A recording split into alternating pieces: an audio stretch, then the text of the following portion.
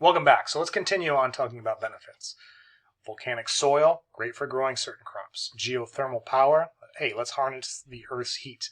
Mineral resources, what else do volcanoes have to offer that's of benefit to nature or us? Well, some big ones, I think, at least for me, recreation. Health spas and hot springs usually located on or near volcanic activity. Hiking, snow sports, skiing, snowboard, education, learning from this stuff. Beautiful resorts and national parks. All of these can be tied to volcanic areas.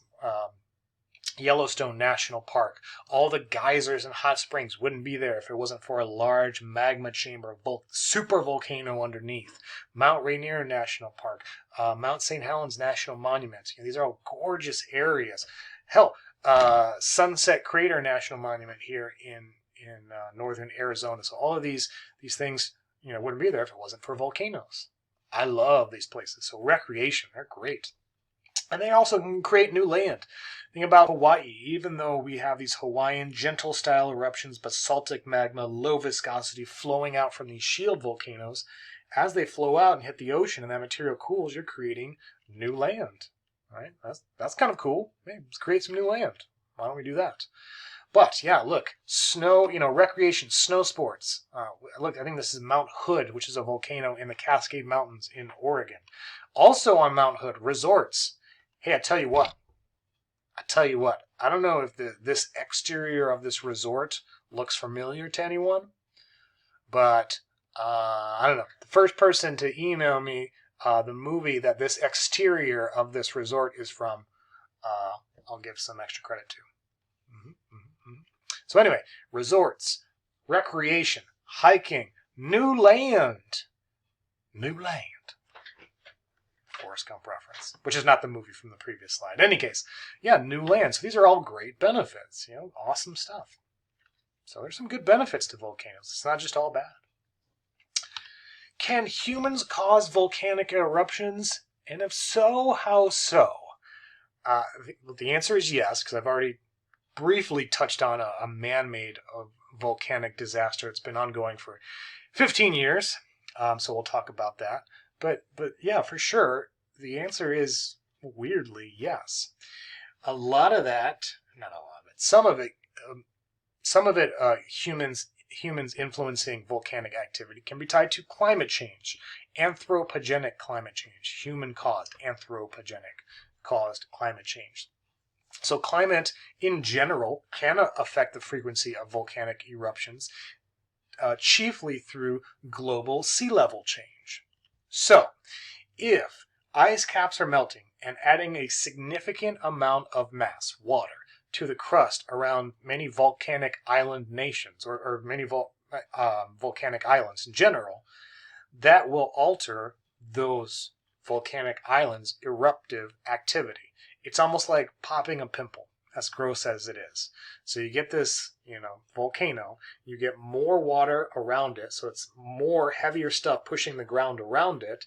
So it's kind of like popping a pimple, right? You apply more pressure, eventually it's going to erupt, right? It's kind of like a pimple.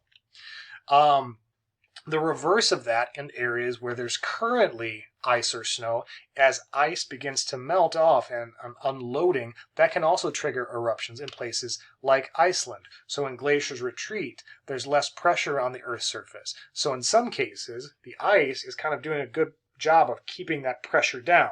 But when that ice melts away, whatever pressure's there might be released. It's almost like shaking up a bottle of soda pop, right? And the ice is kind of acting like that cap. But you take that cap off, you take that pressure off, that weight from these massive glaciers above, and you can get eruptions.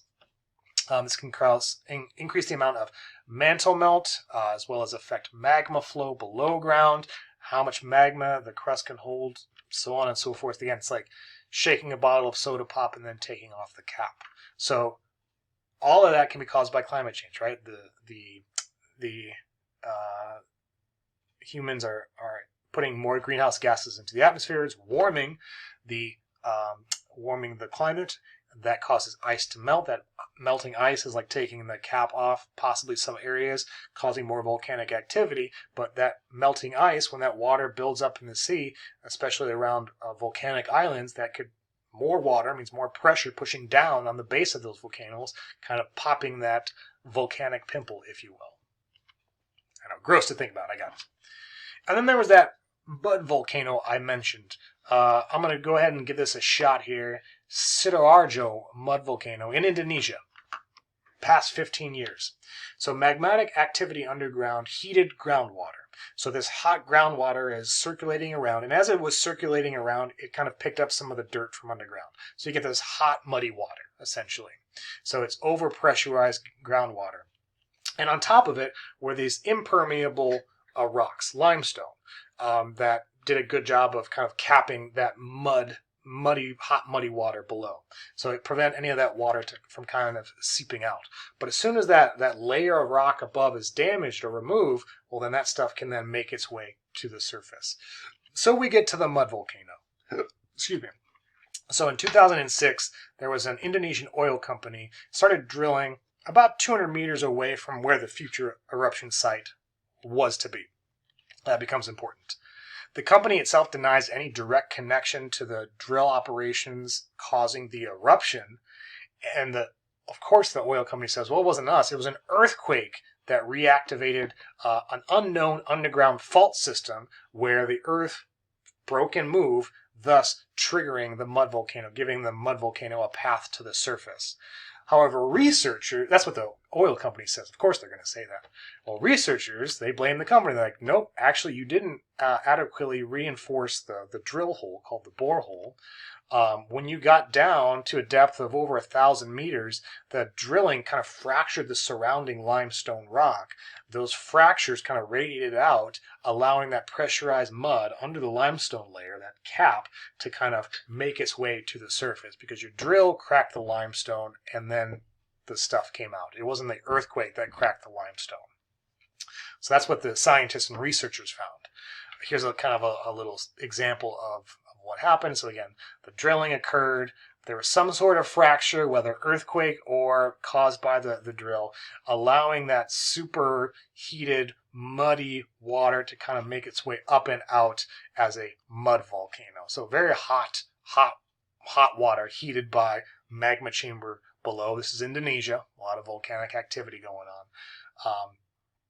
Continued eruptions, and then subsequently a collapse afterwards. So yeah.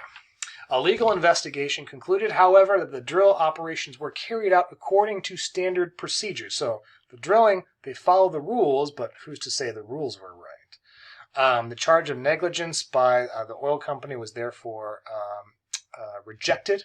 So the courts said, you know what? Yeah, the oil company, yeah, nope, you're not to blame.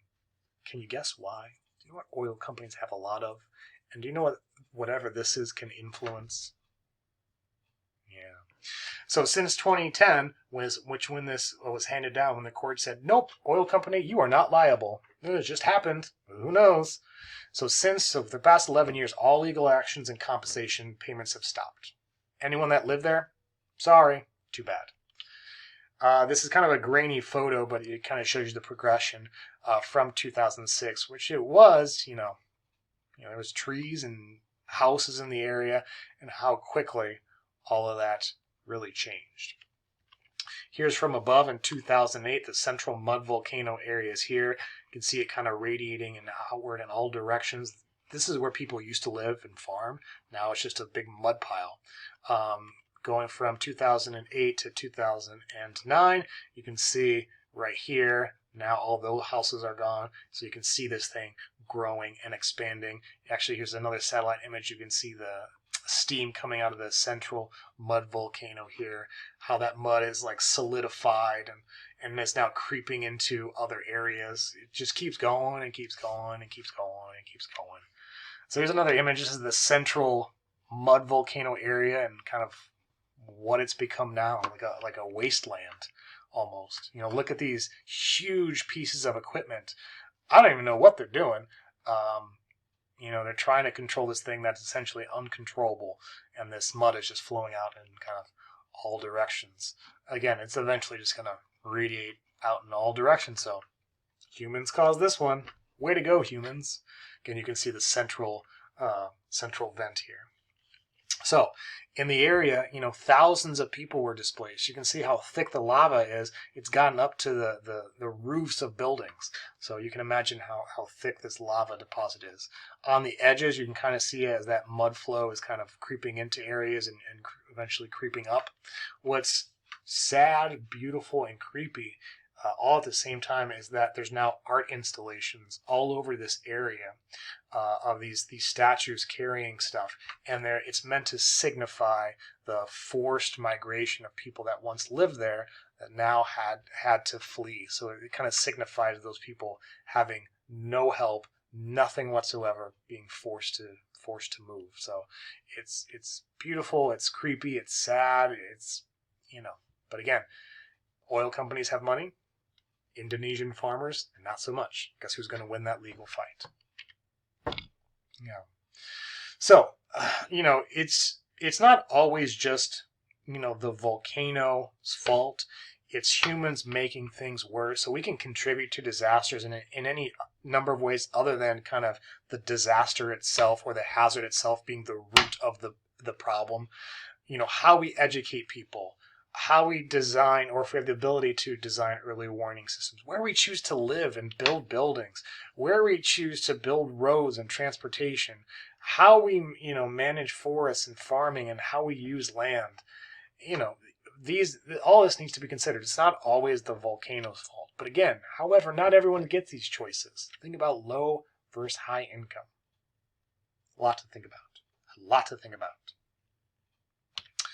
All right, that finally brings us to the end. I know that's a long one. So what are some of those bigger main ideas as it pertains to volcanoes?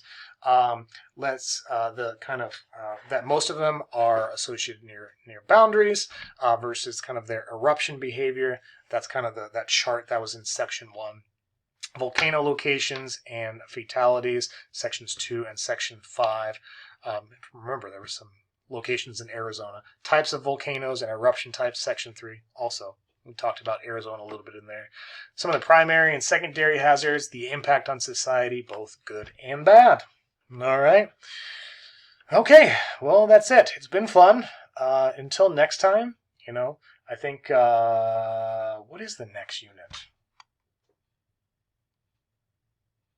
I don't remember. In any case, it's been fun. You know what? And that super secret code, before I sign off, that super secret code that I've given you over this many number of videos, I want you to take it and flip it backwards. Flip it around. That's the code. Whatever I've given you, all those numbers, flip it around, do it backwards, type it in backwards. That's what the code is. All right? It's been fun. It's been my honor. Hope you learned something. Until next time, see ya.